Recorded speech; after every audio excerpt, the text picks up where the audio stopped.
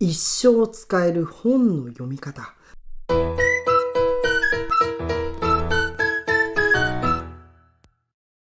こんにちは。一生使える勉強法を書いているアッキーです。それでは今回は自分の頭で考える読書、変化の時代に道が開かれる本の読み方について解説していきます。あなたは普段読書をしていますか？無意識に本を読んでいると、その本の内容を批判することなく受け入れてしまいます。これは良くないです。他人の頭で考えている状態です。本に書いてある知識をそのまんま脳にインプットするだけはやめてください。本当にもったいないです。重要なのは他人の頭で考えることではなく、自分の頭で考えることです。本に書いてあることを批判して著者はなぜそう言っているのか、いや違う、自分はこう思うなど疑問や内容に関する異論を導き出すことで、あなたの知識は知恵に変わります。読書において疑うこと、懐疑の存在は必要不可欠です。著者の話を無条件に飲み込むのではなく、何らかの新たな問いを持つことで僕たちの脳は働き出します。その時身につけた知恵は、サラリーマンの仕事の方法、副業の始め方、いい人間関係の作り方、資産運用のノウハウなど他の様々なところで活用できます。このような読書ができるように、あなたはまず読書についてしっかりと学んでほしいです。この動画では変化の時代を乗り切るための本の読み方のポイントを6個解説していきます。読書を活用して考える力を養う方法がきっと理解できるはずです。本を読みたくなった、勉強になったと思った人はいいねやコメントをください。1個目、なぜ今本なのか。最近は様々な方法で情報が手に入ります。テレビやネットメディア、YouTube、オンラインサロンなど学びをサポートしてくれるメディアはたくさんあります。一昔前だと独学のツールっていうのは本しかありませんでした。ではなぜこの時代にあえて本を選ぶ必要があるのか。それは本の最大の魅力は魅力的ではないからです。魅力的ではないのが魅力？そう思った人もいるはずです。これからしっかりと解説していきます。まずここで言う魅力的という意味は、短時間で効率的に情報を吸収できるって意味です。例えばこの YouTube 図書館の動画を見れば、短時間で一冊の本を読むのと同じくらい知識が得られます。わかりやすく作ったアニメーションと音声があなたの視覚と聴覚を同時に刺激をして理解度を上げてくれるはずです。時間あたりの情報量が多い分、短時間で効率的に知識を吸収できます。僕の動画っていうのは一冊の本を10分20分で短時間で学べるように効率化したものです。その一方で本っていうのは動画ほど短時間でコンパクトに情報収集できないです。一冊読むのに1時間2時間かかる人が多いです。本を読むのには時間がかかるため、その反面自分の頭で考える余白があります。この余白こそが読書の最大の魅力です。余白があるコンテンツといえば、詩や短歌や俳句などがあります。詩を読むときは数行の文字を見ながら意味を解釈しようとします。あなたも風景を想像したり言葉の意味を考えたりするはずです。これがあなたの思考の訓練になります。このように余白があるからこそ、僕たちは考える力を養うことができます。だからこそ変化の目まぐるしい現代においても読書は非常に大切です。これが YouTube やオーディオブックからは得られない読書だけのメリットです。これをしっかりと理解してください。本は短時間で効率的に学べないです。だからこそ自分の頭で考えることができます。これが読書の最大のメリットです。続いて2個目、自分に最適な本の選び方。今の自分に合う本は何なのか、この選び方を今回は伝えます。大抵の本には問いとそれに対する答えが存在します。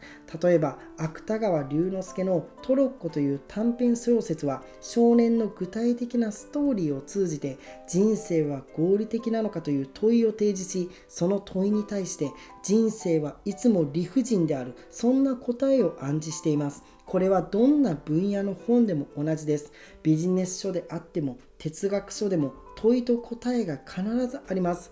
本を選ぶときは、その本が提示する問いと答えの種類によって本を3つのカテゴリーに分けます。まずこの3つのカテゴリーについて解説していきます。1つ目は問いの発見です。これはあなたが今まで考えたこともなかった問いを提示するカテゴリーの本です。哲学者プラトンのソクラテスの弁明は、知るとは何かという問いを投げかけてきます。哲学書なのでとても難解ですが、これらは普段何の疑問も持たずに使っている言葉に対して新たな問いを提示してくれます。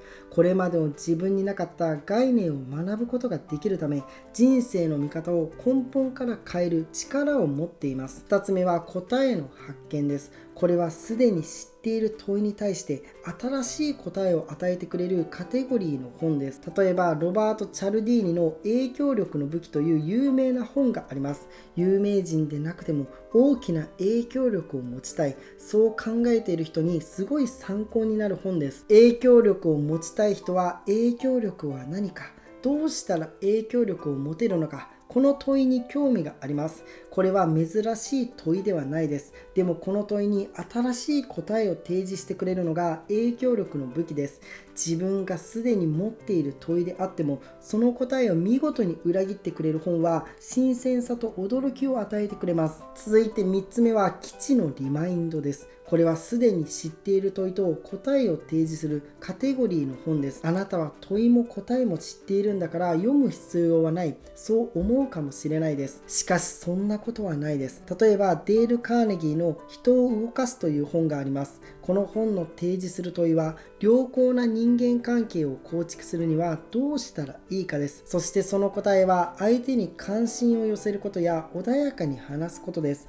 言ってしまえばすでに知っていることのオンパレードです。しかしこの本は歴史的なベストセラーになりました。なぜこのような本が読まれ続けるのか、それは分かっていながらも人間は忘れるからです。そして分かっているけどできていないからです。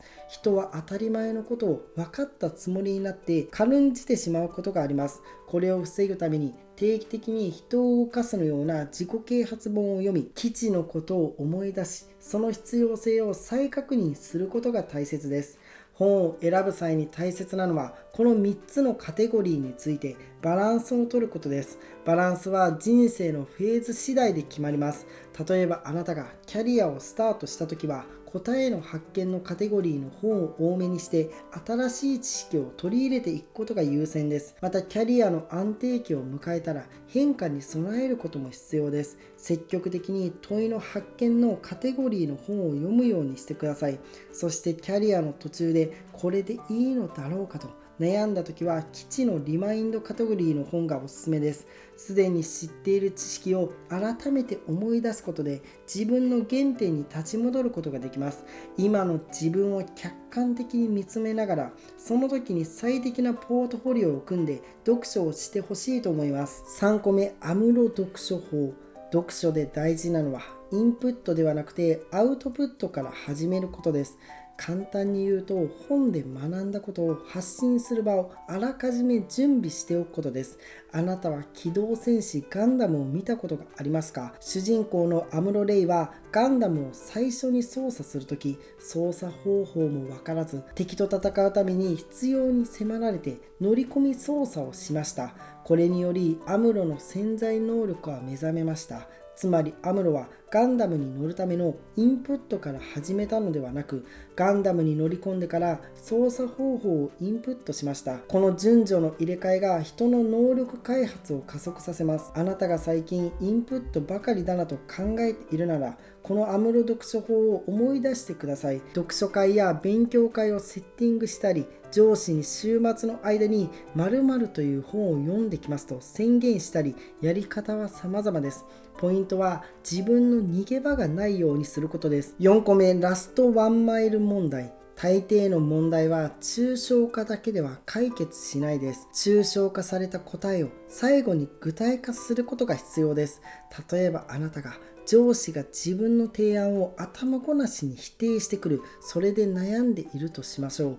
この問題を読書で解決しようとすると、おすすめの本は上司との会話法などの具体的な内容の本になります。しかし、必ずしも自分の悩みにピンポイントで対応する本があるとは限らないです。この場合、別の本からもらった抽象的なヒントを自分で具体レベルまで落とし込むことが大切です。これを読書のラストワンマイル問題と言います。このラストワンマイルとは物流や交通関係で使われる用語です。物流業界では商品を顧客の手元まで届けるために家庭ごとに不在時の対応が異なるなどの問題があります。これは読書の世界でも同じです。どんなに具体的に書いてある本であっても、その人が抱える個別の課題に直接答えてくれることは少ないです。最後のラストワンマイルは自分の頭を使って手元に引き寄せる必要があります。